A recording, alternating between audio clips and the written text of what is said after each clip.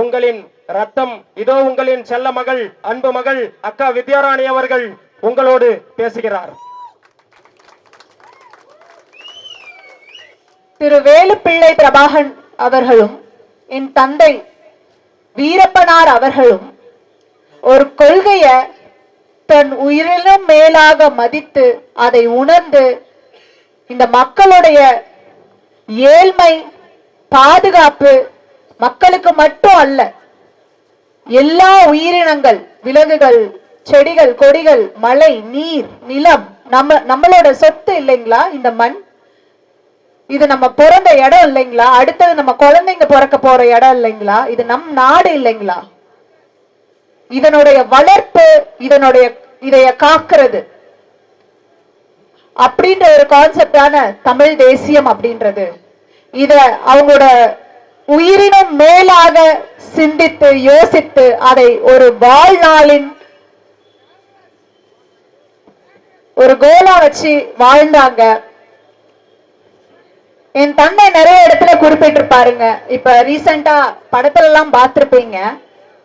என்னைக்கா இருந்தாலும் பொது மன்னிப்பு கிடைச்சு நான் வருவேன், என் மக்கள் கிட்ட நான் வருவேன், நான் அரசியல்ல நிப்பேன், என் மக்கள் எனக்கு ஓட்டு போடுவாங்க, ஓட்டு போட்டு என்னை ஜெயிக்க வைப்பாங்க, என் மக்களுக்கான சுதந்திரமான வாழ்க்கைய நான் தேடி கொடுத்துட்டு போவேன் அப்படின்ற வார்த்தையை எல்லா இடத்துலயுமே குறிப்பிட்டிருப்பார். அந்த சுதந்திரமான வாழ்க்கை அப்படின்னா என்னங்க? ஏழ்மையிலிருந்து சுதந்திரங்க. இங்க நம்மள அதிகாரத்தை நம்ம கையில இருந்து பிடுங்கிட்டு பல்லு புடுங்கின பாம்பு மாதிரி நம்மள வந்து விட்டுருக்குறாங்க. ஒருத்தருக்காவது நம்ம குடும்பத்துல இல்ல நம்ம வீட்டு பக்கத்துல நம்ம ஊர்ல நடக்கிற அநியாயத்துக்கு போய் குரல் கொடுத்து நேர்மையா எந்த லஞ்சமுமே கொடுக்காம எந்த அதிகாரிகளாவது இங்க நல்ல நேர்மையான விஷயத்துக்கு துணை நிக்கிறாங்களா? என் தந்தை நியாயத்தின் தலைவனா வாழ்ந்துட்டு போனாரு.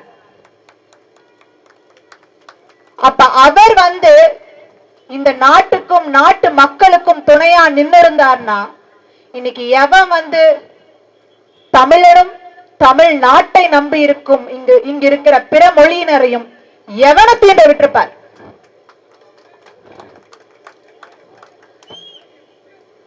நான் பாத்தீங்கன்னா குழந்தையில இருந்து என்ன ஒரு சிறிய கிராமத்துல என்னோட அப்பா அம்மா கிட்ட நான் வளரல. ஒரு போராளியின் மகளா இந்த சமூகம் தான் என்ன வளர்த்தாங்க. அங்க உள்ள தாய்மார்களும் தந்தைமார்களும் தான் என்ன வளர்த்தாங்க. அவங்க கிட்ட இருந்து நான் ஒரு நன்றி கடன் பட்டிருக்கேன். அந்த நன்றி கடனை தமிழ்நாடு முழுக்க இருக்க மக்களுக்கு ஒரு சேவையா கொண்டுட்டு போய் சேர்த்தணும். எந்த உயிரினத்துக்கும் பாகுபாடு இல்லை. அதுக்கு எல்லா எங்க அப்பா குறிப்பிட்டிருப்பாரு, யாரா இருந்தா என்ன, அவன் கர்நாடகா காரனா இருந்தா, தமிழனா இருந்தா என்ன, தெலுங்கு பேசுறவனா இருந்தா, எல்லாருமே மனுஷன் இல்லையா? எல்லாரும் உடம்புலயும் ஓடுறது ரத்தம் தானே, எல்லாமே ஒரு மதிக்கத்தக்க உயிர் இல்லையா? இத காக்கக்கூடியது யாரோட பொறுப்பு? இங்க உள்ள அரசாங்கத்துக்கு நம்மளாம் யார் தெரியுங்களா? மனுஷனும் கிடையாது, உயிரும் கிடையாது. ஓட்டுங்க, அதை உணருங்க தயவு செய்து.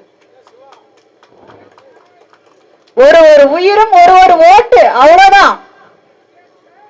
நம்ம எங்க செத்து கிடந்தா யார் பார்க்க போறாங்க? நம்ம குழந்தைங்க நாளைக்கு எங்க பாதிச்சு எந்த நிலைமையில இருந்தா யார் பார்க்க போறாங்க? எல்லாம் வேற நாட்டு ஆளுங்களுக்கு நம்மளோட இடத்தை வித்துட்டு நம்மளோட நீர்நிலைகளை அழிச்சிட்டு பக்கத்துல இருக்க மாநிலத்துல கூட வந்துட்டு அவங்களால எங்க அப்பா செத்ததுக்கு அப்புறம் தைரியமா போய் இங்க இருக்க சிஎம் ஆகட்டும், இங்க இருக்கிற எல்லா மினிஸ்டர்ஸ், எம்எல்ஏ, இத்தனை பேரை நீங்க தேர்ந்தெடுத்து வச்சிருக்கீங்கல்ல, யாராலையாவது தைரியமா தண்ணி விடுறான்னு கேட்டு வாங்க முடிஞ்சா? எதை நம்பி தயவு செஞ்சு ஓட்டு போடுறீங்க நீங்க? 70 ஆண்டுக்கு மேல திராவிட கட்சிகள் கிட்ட நம்ம வந்துட்டு நாட்டை கொடுத்து வச்சிருக்கிறோம். இன்னைக்கு ஒரு 10 நாளா இந்த கிருஷ்ணகிரி நாடாளுமன்றத்துல இருக்கிற தொகுதிகளை நான் வந்து மேற்பார்வையிட்டு வரேன். மக்களை போய் நேரடியா சந்திக்கிறேன். ஒரு ஊர்ல கூட சரியான ஒரு வாட்டர் சப்ளை இல்ல, நீர் கொண்டு போய் சேர்க்க கிடையாது, ரோடு வந்து சரியா இல்ல, பஸ் வசதி சரியா இல்ல, குழந்தைகளின் படிப்பு ஒரு ஸ்கூல்ன்றது, கவர்மெண்ட் ஸ்கூல்ன்றது மத்த நாடுகள்ல போய் பாருங்க, ஒரு கவர்மெண்ட் ஸ்கூல் அப்படின்றது வந்துட்டு ஒரு தனியார் பள்ளிக்கு ஈக்குவலா வந்துட்டு பண்ணிட்டு இருக்கிறாங்க. ஒரு கவர்மெண்ட் மருத்துவமனைய தனியார் மருத்துவமனைக்கு ஈக்குவலா பண்ணிட்டு இருக்கிறாங்க. ஆனா இங்க நம்ம நாட்டுல இலவசம் கொடுக்கறாங்க. இலவசம் 1000 ரூபாய் 500 ரூபாய் பணம் 5 வருஷத்துக்கு ஒரு முறை. அதுக்கு நம்ம ஓட்ட வித்துட்டு இருக்கிறோம். இது எந்த ரீதியில வந்து நம்ம குழந்தைங்களுக்கு நாளைக்கு வந்து சப்போர்ட் பண்ணி நிக்க போகுது?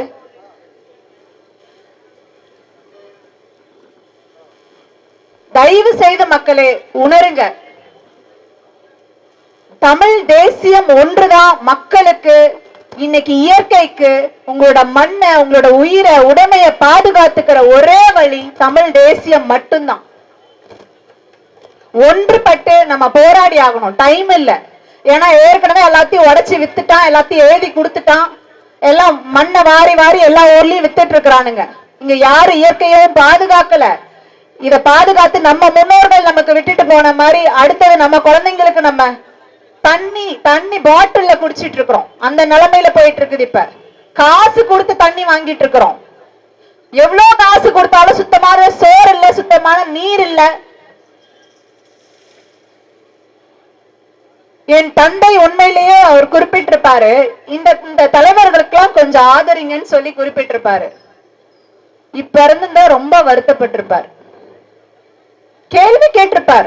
ஒரு அநியாயம் நடக்கும் போதும் ஏண்டா இப்படி பண்ணீங்க, ஏண்டா ஒருத்தனையாவது விட்டுருப்பாரு நீங்க நினைக்கிறீங்களா? இவ்வளவு அநியாயங்களை மக்களுக்கு பண்ணி வச்சிருக்கிறாங்களே, மக்களை இன்னைக்கு கையேந்தும் நிலைமையில வச்சிருக்கிறாங்களே. இன்னைக்கு ஒரு பணக்காரனோட குழந்தை போயிட்டு ஒரு கவர்மெண்ட் ஸ்கூல்ல படிக்கணும்ன்ற எண்ணம் இருக்குதா? ஒரு பணக்காரன் போய் இன்னைக்கு ஒரு கவர்மெண்ட் ஹாஸ்பிட்டல்ல வந்துட்டு சேர்ந்து ஒரு சிகிச்சை எடுத்துக்க முடியுதா?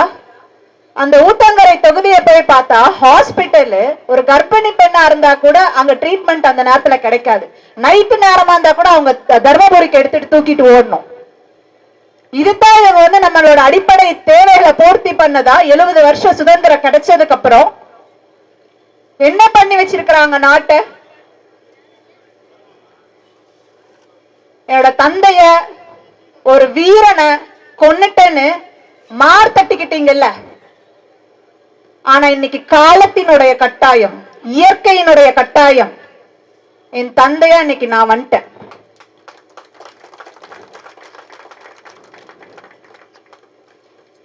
ஒரே ஒரு விஷயம்தான், அவரோட எண்ண அலைகள். அவர் சாகும் போது கூட சத்தியமா நினைச்சிருப்பாரு, என் மக்களை இந்த நிலைமையில நான் இவனுக்கு கிட்ட விட்டுட்டு போறேனே, என்ன பாடுபட போறாங்களோ.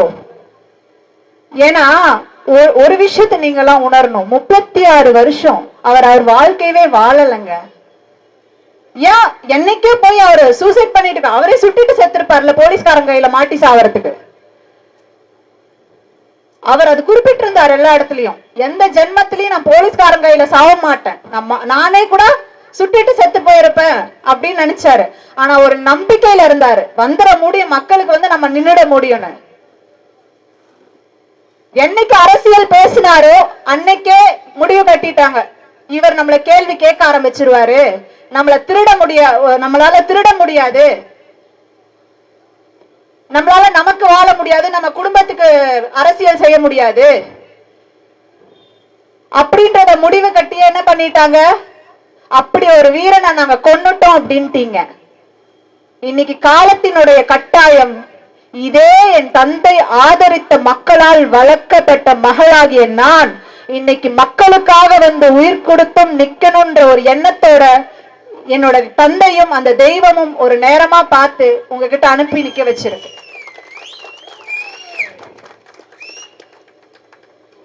என்ன சொல்றீங்க? திருநனுடைய பொண்ணுன்னு சொல்றீங்களா? கிரிமினல் பேக்ரவுண்ட் இருக்கக்கூடிய பொண்ணுன்னு சொல்றீங்களா?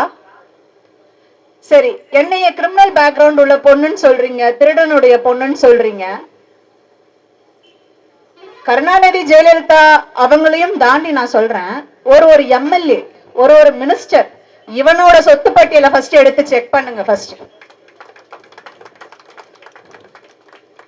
இவனுங்களை போய் கேள்வி கேட்க முடியுதா இந்த மீடியானால? இவனுங்கிட்ட போயிட்டு டேய் உங்களோட சொத்து பட்டியல் எடுத்து காமிங்கடா அப்படின்னு கேள்வி கேட்க முடியுதா? இன்னைக்கும் வந்து அதிகாரம் இல்லாத ஒரு பெண் தானே, அதிகாரம் இல்லாத ஒரு சமூகத்தில் இருந்து வந்திருக்கிற ஒரு பெண் தானே, என்ன வேணாலும் கேட்டுட்டு நம்ம போயிடலாம் அப்படின்னு தானே பாக்குறீங்க. அதே அதிகாரத்தை வச்சுதானே என்னோட தந்தையும் இல்லாம செஞ்சீங்க. ஒரு மனித நேயமே இல்லாம திருந்தணும்னு நினைச்ச மனுஷனை, மக்களுக்காக வந்து உண்மையா நிக்கணும்ன்ற மனுஷனை இல்லாம பண்ணீங்கல்ல. அதே அதிகாரத்தை கடவுள் என் கையில குடுக்காம போக மாட்டாரு. நானும் தூக்கி உங்களை கேள்வி கேட்காம போக மாட்டேன்டா.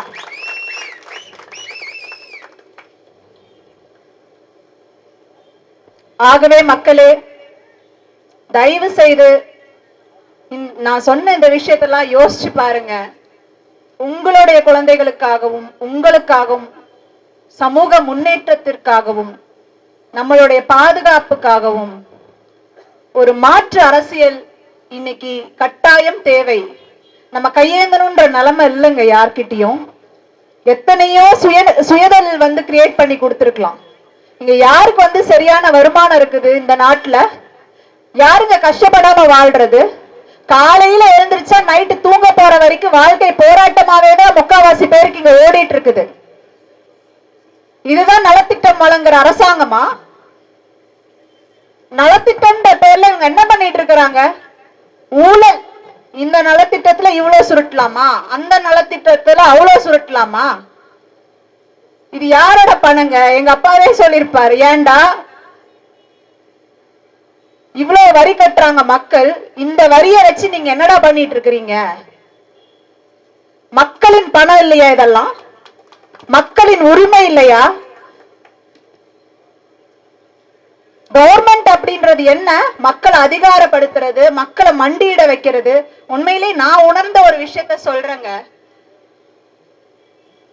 என்னோட ஊர்ல எல்லாம் பாத்தீங்கன்னா, நான் குழந்தையில இருந்து பார்த்ததை வச்சு உணர்ந்துட்டேன். கவர்மெண்ட் அப்படின்றது கடவுள் மாறிங்க. அவன் பாதுகாத்தாலும் நம்ம ஏன்னு கேட்க முடியாது, அழிச்சாலும் நம்ம ஏன்னு கேட்க முடியாது. அங்க அவ்வளவு அழிவுகள் ஏற்பட்டது. இன்னும் ஒரு தாய்மார்கள், ஒரு தந்தைமார்கள், ஒரு குழந்தை, ஒரு உயிருக்கு கூட அங்க நியாயம் இது வரைக்கும் யாராலையுமே, எந்த நேர்மையான அதிகாரியாலையும் எந்த நேர்மையான அரசியல்வாதியானாலையும் இன்னைக்கு பதில் சொல்ல முடியல, அதுக்கான நியாயத்தை கொடுக்க முடியல. அப்ப நான் வருவேன் தானே, எப்படி என்னால நிம்மதியா இருக்க முடியும்? எப்படி ஒரு குடும்பத்தை நீங்க இவ்வளவு துரோகம் பண்ணி இவ்வளவு பண்ணி கொன்னுட்டு எல்லாம் முடிஞ்சு போச்சு மூடி போட்டு போயிடலாம் நினைச்சிருவீங்க?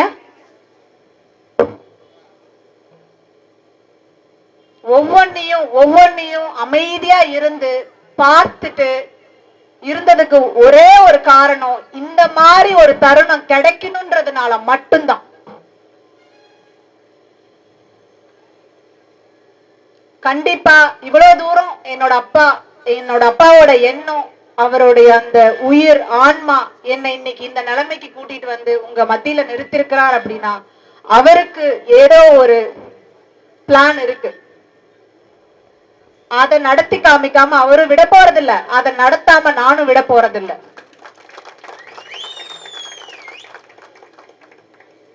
தயவு செய்து உணர்ந்து மைக் சின்னத்துல ஓட்டு போட்டு உங்க மகளாகிய என்ன, ஏன்னா நாளைக்கு என்கிட்ட நீங்க உங்க மகளா நினைச்சு, உங்க அக்காவா நினைச்சு, தங்கச்சியா நினைச்சு என்கிட்ட வந்து இதை செஞ்சு கொடுமா, இந்த ஊருக்கு இதை செஞ்சு கொடுங்கன்னு சொல்லி ஒரு மனித நேயத்தை புரிஞ்சுக்கிட்ட.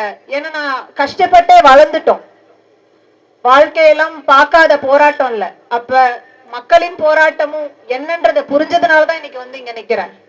இங்க இத்தனை அரசியல்வாதிகள் வந்துட்டு அரசியல பணநாயகம், நான் முன்னேறணும், என் குடும்பம் முன்னேறணும், குடும்பத்துக்கு எவ்வளவு சேர்த்து வச்சுட்டு போனேன், இப்படித்தான் இருக்கிறாங்க. ஆனா நான் நிரூபிப்பேன்.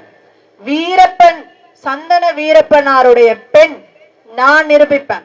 அரசியல் என்பது பணநாயகம் அல்ல, என் முன்னேற்றம் அல்ல, என் குடும்பத்தின் முன்னேற்றம் அல்ல, மக்களின் முன்னேற்றம், மக்களின் சேவை என்பதை நான் உயிர் சாயும் முன், இந்த மண்ணில் நான் விளறதுக்கு முன்னாடி நான் அதை ஒவ்வொரு அரசியல்வாதிகளுக்கும் இதுதான்டா அரசியல், இப்படிதான்டா மக்களுக்கு சேவை பண்ணணும் நான் உணர்த்திட்டு போகல,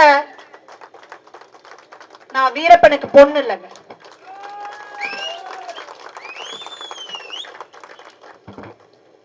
உங்க கூட துணை நின்னு கண்டிப்பா என்னோட எனக்கு கிடைத்த இந்த ஒரு வாய்ப்பு, முதல்ல பாதிக்கப்பட்டு இருந்து எத்தனையோ அரசியல்வாதிகள் எத்தனையோ பேர் நிறைய சூழல்ல உதவி செஞ்சிருக்காங்க. ஆனா அதிகாரத்துக்கு வரணும், இந்த பாதிக்கப்பட்ட குடும்பத்துல இருந்து ஒரு அதிகாரத்துக்கு வரணும், இவங்களும் அவங்களோட சமூகத்தை பாதுகாக்கணும் அப்படின்ற எண்ணம் எல்லாருக்குமே இல்ல. கண்டிப்பா நாம் தமிழர் கட்சியில உள்ள என்னுடைய சித்தப்பா செந்தமிழ் சீமான் எப்படி என்னோட அப்பாவை முதல் முறையா ஆதரிச்சு பேசினாரோ, யானையை கொன்னாரு தந்தத்தை வெட்டினாருன்னு சொல்றீங்க இல்லையா, திருடுனவன் இங்க வாங்கினவன் எங்கடான்னு கேட்டார் இல்லையா, அதை மட்டும் செய்யல அவரு. இன்னைக்கு என்னை கொண்டுட்டு வந்து உங்களுக்காக, சமூகத்தின் பணிக்காக, உங்களை எல்லாருக்கும், அதாவது என் தந்தையினுடைய கனவை நிறைவேற்றுறதுக்காக, தந்தைக்காக நான் எடுத்த சூழ்நிலை, தந்தைக்காக நான் எடுத்த முடிவு செய்து இந்த மக்களுக்கு வாழும் வரை சாகும் வரை எல்லா ரீதியாகவும் துணையாக நின்று நான் ஜெயிச்சாலும் சரிங்க, நான் தோத்தாலும் சரி, ஒரு போராளியா மக்களுக்காக நான் வந்து நின்னுகிட்டே இருப்பேன். இதை எவனாலையும் தடுக்க முடியாது. நன்றிங்க.